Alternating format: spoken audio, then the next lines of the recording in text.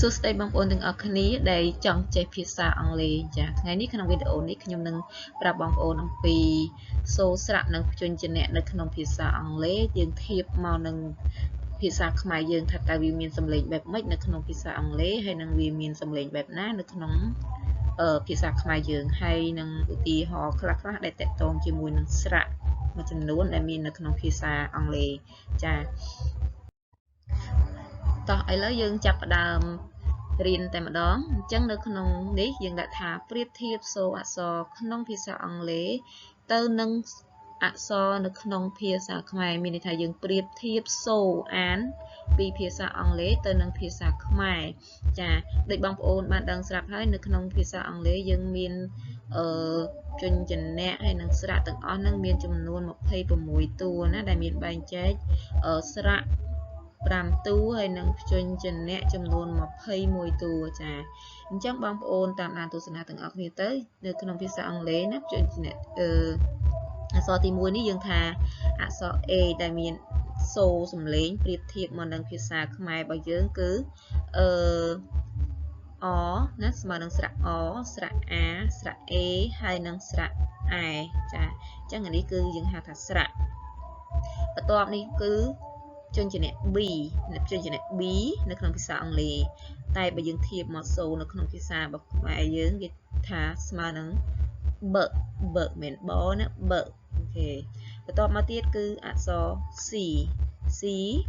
យើងប្រៀបធៀបមកនឹងសូររបស់ភាសាខ្មែរគឺស្មើនឹងខហើយនឹងសបន្ទាប់មកគឺអក្សរ D ស្មើនឹងដបន្ទាប់មកទៀតគឺស្រៈ E ឬក៏អក្សរ E នៅក្នុងភាសាអង់គ្លេសស្មើនឹងស្រៈ A ហើយនិងស្រៈ A នៅក្នុងភាសាខ្មែររបស់យើងសូរចាបន្ទាប់មកគឺ F ស្មើនឹង F បន្ទាប់មកទៀត G នៅក្នុងភាសាខ្មែររបស់យើងគឺមានសូរ G ហជាងក G បន្ទាប់មកទៀតគឺ H ស្មើនឹងសូរ H បន្ទាប់មកទៀតគឺ I ណាអក្សរ I គឺជាស្រៈអញ្ចឹងសូររបស់វាគឺ I ឬក៏ I ណាសូរបន្ទាប់មកទៀតគឺ J ស្មើនឹងសូរក្នុងភាសាខ្មែររបស់យើងចបន្ទាប់មកទៀត K ស្មើនឹងខបន្ទាប់មក L នៅក្នុងភាសាខ្មែរលបន្ទាប់មកទៀត M ស្មើនឹងមបន្ទាប់មក N ស្មើនឹងណណាណឬក៏ណយើងអានថាណបន្ទាប់មកទៀតគឺ O ជាស្រៈដែរស្មើនឹងស្រៈឧស្រៈអ៊ូស្រៈអូហើយនឹងអឧអូអ៊ូអូអចាបន្ទាប់មក P ស្មើនឹងសូរក្នុងភាសាខ្មែររបស់យើងមានន័យថាផព្យញ្ជនៈបន្ទាប់ទៀតគឺ Q មានសូរខ្វបន្ទាប់មក R គឺសូរក្នុងភាសារបស់ខ្មែរយើងគឺរបន្ទាប់មកទៀត S សូរសបន្ទាប់មកគឺស្រៈណាស្រៈយើងហៅអក្សរ U នេះគឺស្មើនឹងស្រៈឧឬក៏អណាស្រៈបន្ទាប់មកគឺ W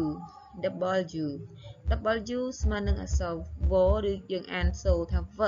បន្ទាប់មកទៀត H អញ្ចឹងមានសូរខ្សអញ្ចឹងណាបន្ទាប់មកគឺ Y នេះវាដើរតួពីរយ៉ាងណាវាដើរតួជាព្យញ្ជនៈមួយហើយនឹងជាស្រៈមួយអញ្ចឹងពេលខ្លះវា ជាព្យញ្ជនៈហើយពេលខ្លះទៀតវាជាស្រៈហើយព្យញ្ជនៈចុងក្រោយគេនេះគឺ set អញ្ចឹង set នេះស្មើនឹងហជាងសនៅក្នុងភាសារបស់ខ្មែរយើងអានថា set ចាហើយឥឡូវនេះយើងមកសង្កេតមើលឧទាហរណ៍ទាំងអស់គ្នាដែលក្នុងនេះឧទាហរណ៍គឺតកតងជាមួយនឹងស្រៈណាស្រៈអដែលយើងប្រើអក្សរ A ដែលមានសូរស្រៈអឥឡូវពាក្យទី1គឺវអវប្រែថាសង្គ្រាមចាបន្តមកទៀតវច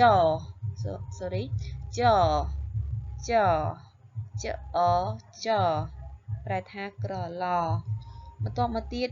ខល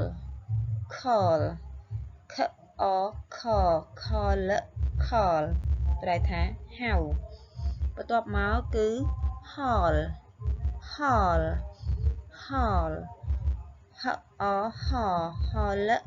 ហលប្រែថាសាលប្រជុំបន្ទាប់មកទៀត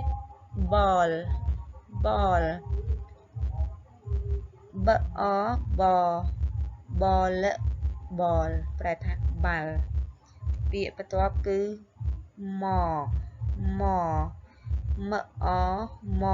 ប្រែថាធ្វើឲ្យខូចអញ្ចឹងបងប្អូនទាំងអស់គ្នាអាចអានម្ដងទៀតទាំងអស់គ្នាវច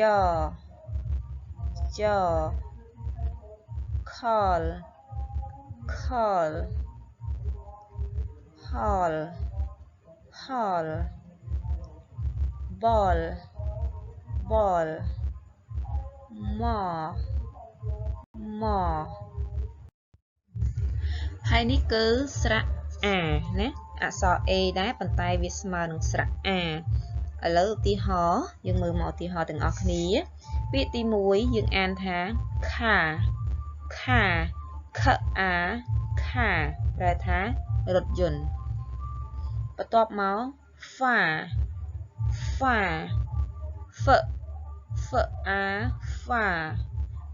ាប្រែថាឆ្ងាយពាក្យបន្ទាប់ទៀតគឺបាប្រែថារាំងកសាលពាក្យបន្ទាប់ទៀតបាណាណាបអាបាណអាណាបាណាណាប្រែថាផ្លែចេកបាមបអាបាមប្រែថាថ្នាំលាបម៉ាតមអាម៉ាប្រែថាផ្សារឡាត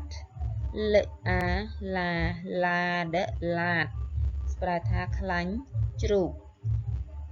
ឡាចលអាឡាចប្រែថាធំឬក៏ទូលំទូលាយអញ្ចឹងយើងអានម្ដងទៀតមកខាហ្វា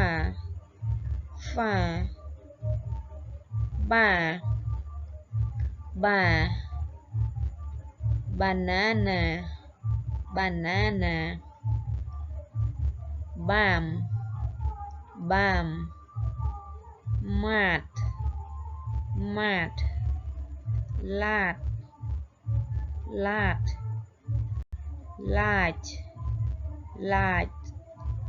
ាតអូខេអញ្ចឹងបន្ទាប់ទៀតគឺអក្សរ A ដដែលប៉ុន្តែវាស្មើនឹងស្រៈឯចាអញ្ចឹងយើងមើលទាំងអស់គ្នាទៀតមកពាក្យទី1យើងអានថា fan អញ្ចឹងយើងឃើញថាវាប្រើអក្សរ A ដូចគ្នាប៉ុន្តែសូរវាអត់ដូចលើកមុនទេអញ្ចឹងវាមានសំឡេងអែម្ដងលើកនៅក្នុង slide មុនគឺមានសូរអសូរអាប៉ុន្តែពេលនេះវាប្រែសូររបស់វាទៅជាស្រៈអែម្ដងអញ្ចឹងពាក្យទី1យើងថា fan fan ប្រែថាអ្នកគាំទ្រ ពាក្យទី2 head head head head head ប្រែថាមួក cat cat cat cat ប្រែថាសត្វឆ្មា man man man ប្រែថាបុរស set set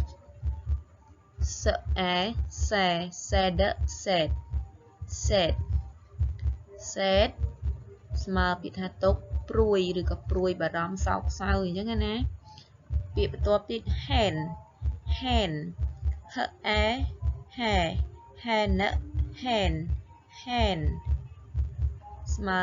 នឹងខ្មែររបស់យើងប្រែថាដៃ ben ben ben ប្រែថាក្រុម pen pen pen ប្រែថាដង្ហក់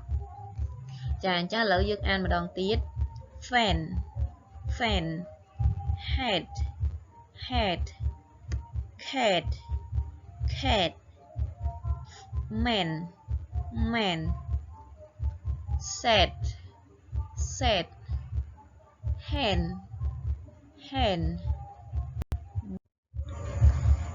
ចាឥឡូវយើងមកមើលស្រៈ A វិញម្ដងគឺអក្សរ A ដែលមានសូរស្រៈ A ចាឥឡូវឧទាហរណ៍ទី1យើង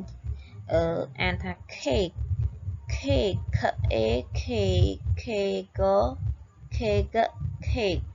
cake ប្រែថានំ lake lake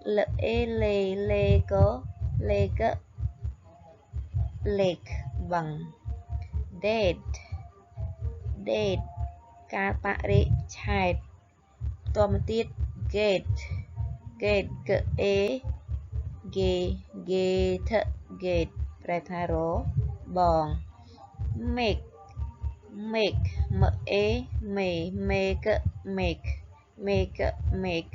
ធ្វើ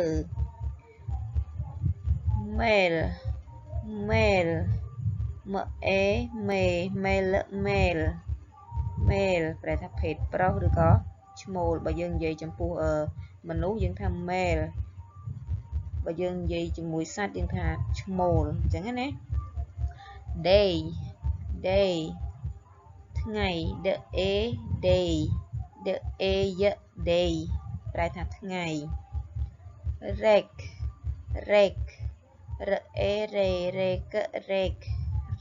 ប្រែថាអំបោស baby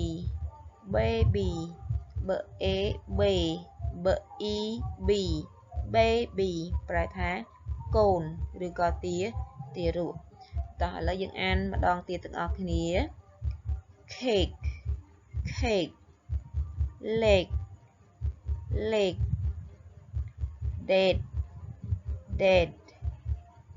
date gate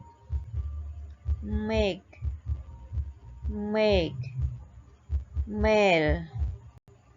mail day rake baby អូខេអរគុណបងប្អូនទាំងអស់គ្នាសម្រាប់ការតាមដានទស្សនាវីដេអូនេះហើយក៏សូមបងប្អូនទាំងអស់គ្នាចុច Subscribe Channel នេះខ្ញុំម្នាក់មួយផងដើម្បីទទួលបានវីដេអូថ្មីៗទាក់ទងជាមួយនឹងការរៀនភាសាអង់គ្លេសចា៎អរគុណ Thank you